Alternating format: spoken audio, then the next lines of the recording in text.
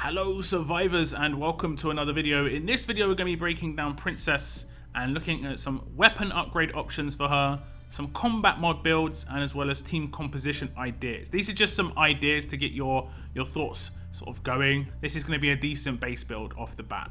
So first up we're going to look at her weapon, and it is Princess's defensive spear. It has 30% defense, 15% HP, and when being attacked a better chance to cause 600 bleed damage for one turn to the enemy. So of course it's actually pretty decent with the 30% defense on there already. It has got an upgrade slot, which is the 15% HP slot. You're going to have to decide what you want to put in this slot. And then the third slot is a special that is obviously just for this character. A bit debatable how good this special is. It does not work with Lacerator. If you've got a Lacerator on defense, any character that attacks her and gets bled will get bled by the end of that turn, and then when your turn happens with the Lacerator, they will have nothing to lacerate. I did test this out. Thank you very much to Minerva for setting up a team for me to be able to test this out. And as you can see, my Carl attacks Princess, gets bled, but then the bleed happens at the end of his turn on his attack. And then when the Lacerator character attacks Carl, there's nothing there to lacerate. My brother did come up with a really small chance idea of how it could happen, but it's so small. Basically, your character has to be taunted by Princess, and you have to have a Lacerator character in your team be confused, and then your character has to taunt attack Princess, get bled, and your confused Lacerator character has to attack your own character.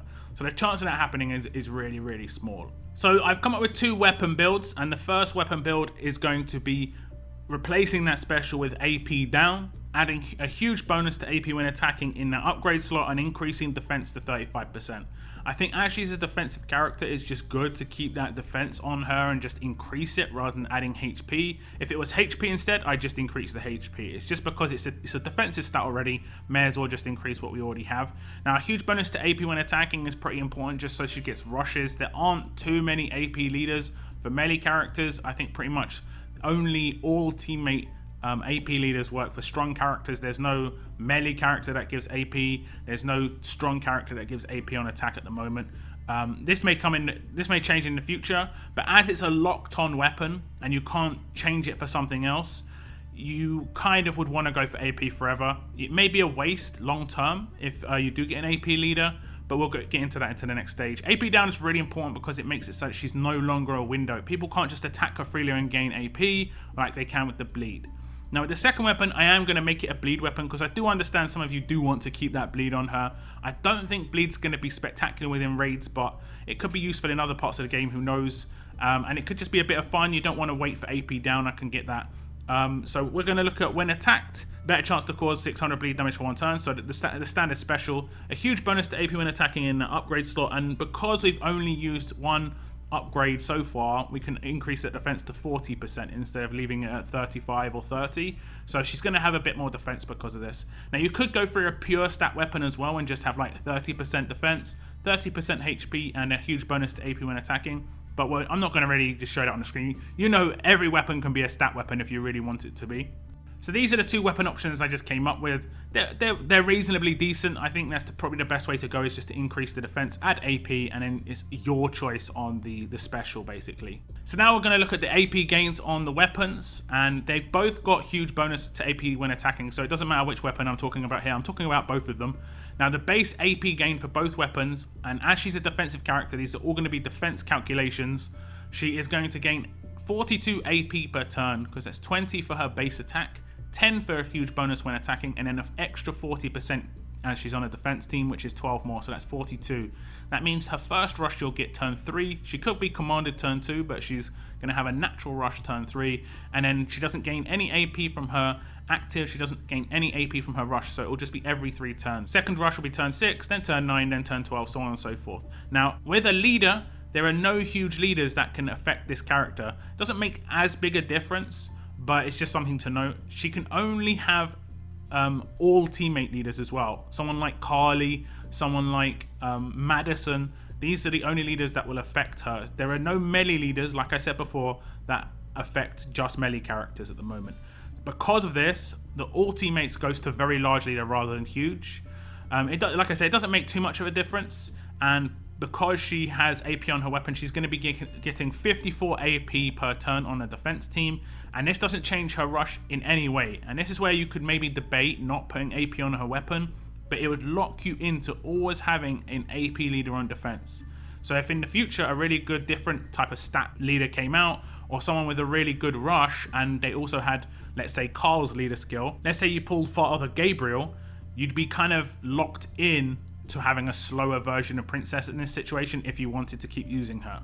Now, if you did have no AP on her weapon, she'd be gaining 40 AP per turn on with the very large leader, and that would be enough to get a turn 3 rush still, but you'd have an extra stat on her weapon, which could be useful, like I say. So now we're looking to the mod options, and you can see her base stats. Her base stats are pretty even, but she has got fairly low HP. So there are two sets that I'd say are the best choices for her. Obviously, it's defense set and HP set. These give guaranteed stats of 650 each, and because she's got low HP, I'd say it's probably a good idea just to bounce that up a little bit. She has got Indomitable, so her defense is always going to rise when she gets attacked for that turn, so that's actually pretty decent. So we're going to stick with HP set for the moment, and we're going to just rotate around the mods just to see which ones we're going to go with. The first one is going to be the stat mod, and I'm going to go with HP on HP, and this is going to be obviously just extra HP. If you can get 450 minimum on this, you're going to have over 1,000 bonus HP from the mods. You're going to get her health up to 2,500 base, and as you're not, with the weapon builds that I did already,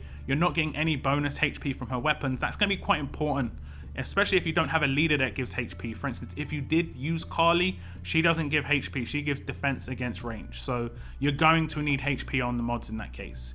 Now, the second mod is kind of standard, I guess. If you've got a defensive character, you should just add to their defense against the trait disadvantage, which for Princess would be alert. So you want to do defense against alert. You can get an extra, 35, 40% plus on the defense, which would help a lot.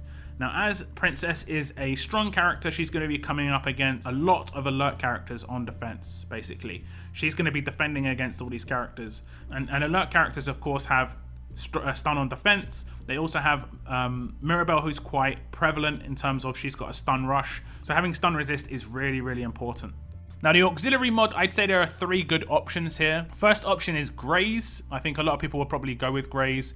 Second option is bonus defense when stunned, so that if she does get stunned, she just turns into an absolute tank. She's tanky already, but with bonus defense when stunned and Indomitable, she's going to be really, really hard to take down. So that's an option. But lastly, there is burn on attack, and my thought process here is that she has got quite low damage.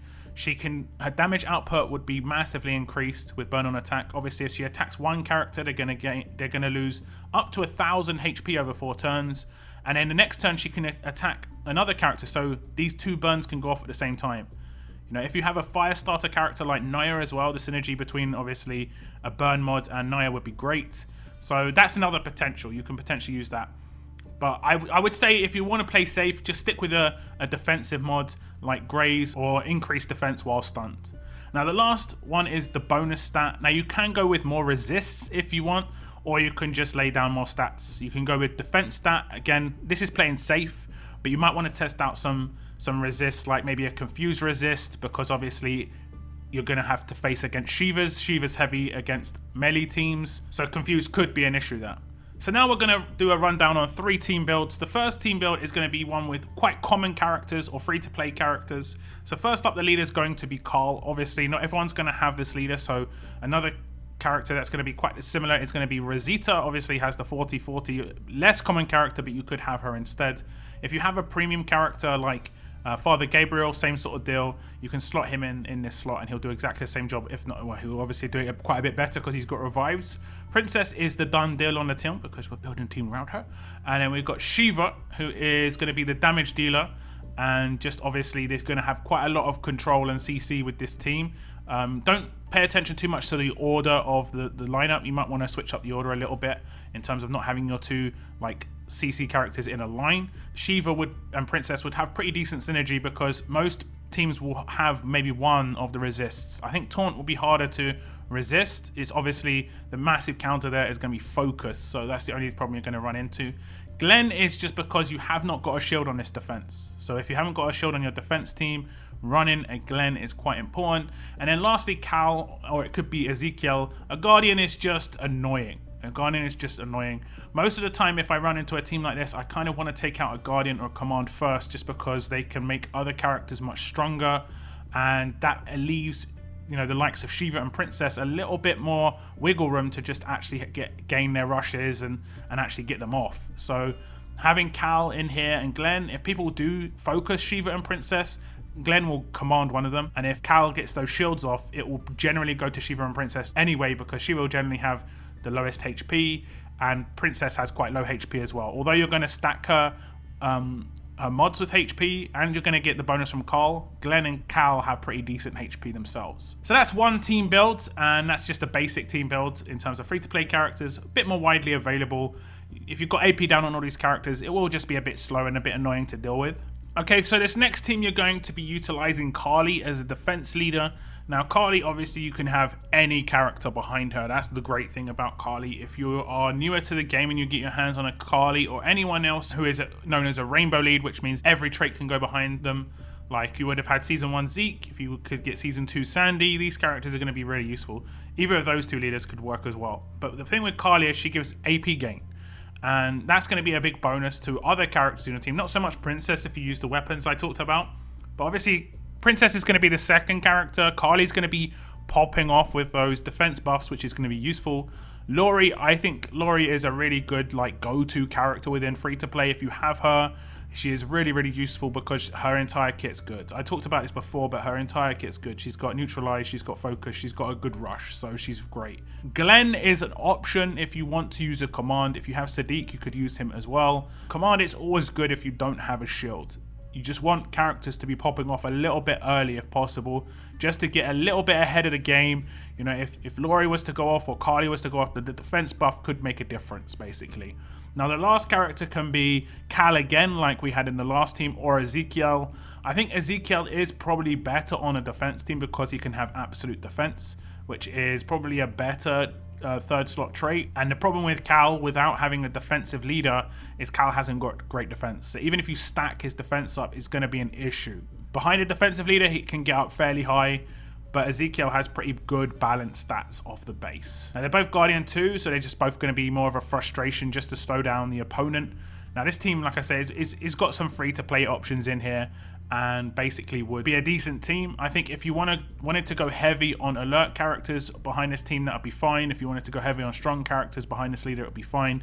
Because they get defense bonuses versus ranged, those are obviously the trait weaknesses that those two traits have. You know, alerts obviously will get destroyed by toughs, but they'll get a 40% extra bonus versus them. And strong characters will get destroyed by alerts, but they'll have a 40% extra bonus against them. If you see Carly, the best team to attack with is generally strong characters, and this is because they won't have any extra sort of buffs on their defense, and strong characters have a lot of control and they have some of the better characters within melee. I don't think fast characters are great just because they don't have a good attack specials on their weapons. It's just defensive ones in absolute defense. And if it gives you control, like alerts have stun on defense, that's fine. But absolute defense doesn't really give you control. It just slows down their rushes a little bit. Okay, so this is the last team build, and it's going to be one with a bit more premium characters, or if you've got lucky on some of the wheels. I think 3 of these characters have been available in some of the wheels in terms of anniversary and so on. Now, first up, we're going to have Gabriel as our leader. I think in terms of defensive leaders, he is definitely the best defensive leader. He's probably the best revive as well, just because he has an active and a rush. So even if he gets impaired, he can still revive. He can revive 2 turns in a row as well because of this, which is really, really powerful. Now, so we have him as a leader, and all melee characters get 40% bonus HP and bonus defense because of this. So it's going to be a pure melee team, but that's most of the time what you're going to see Princess on. Obviously, Princess is in this team as well. We're going to also have Jesus Shield, who I think is probably the strongest shield. Now, normally I'd say that if you do get Jesus or Koa or any other shield, generally I'd say Princess is going to be replaced by the shield. She is kind of like a sort of shield in the meantime. She will kind of do the job of a shield in the meantime because of the taunt she's got. She's just forcing people to attack her every now and again. So generally you'd replace her with a shield, but if you didn't have any other options, Princess wouldn't be too bad. There's a lot of control there. It can force people to attack your shield and get absolute defense, or, you know, get whatever.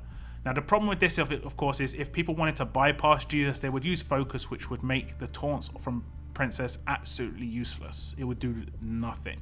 So that's something to always think about. Now the last two characters are going to be Tyrese, obviously another revive. I think he's a really strong revive just because he has really good damage. You can gear him a little bit more towards attack and he can take out characters. He's got 600% on his rush, I think. He's like really strong.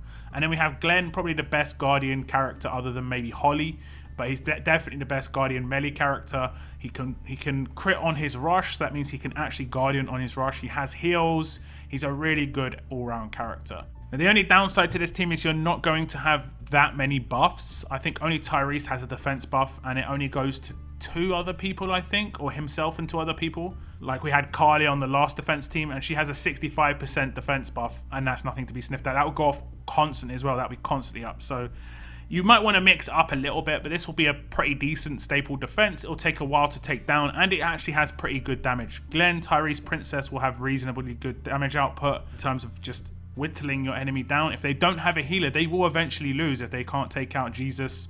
The revives will be there to actually bring him back up.